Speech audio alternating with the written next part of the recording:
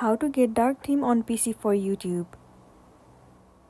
The very first thing you want to do is to head over to any of the web browser. Now you have to move into the site youtube.com. So right now you can see the YouTube is on light mode.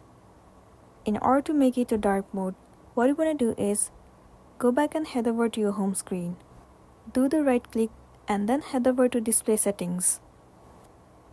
It will open up the settings of a device. Tons of different options will also be available to you. The option of color will be visible to you. Simply click on it. It will open up this page. In here it says, choose your default app mode.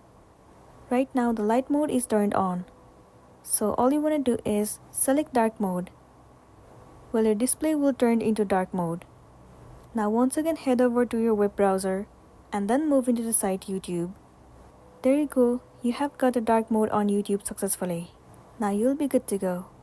So that's all for today, and this is simply how you can get dark mode on YouTube.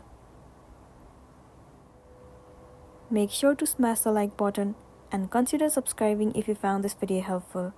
We'll see you in the next one.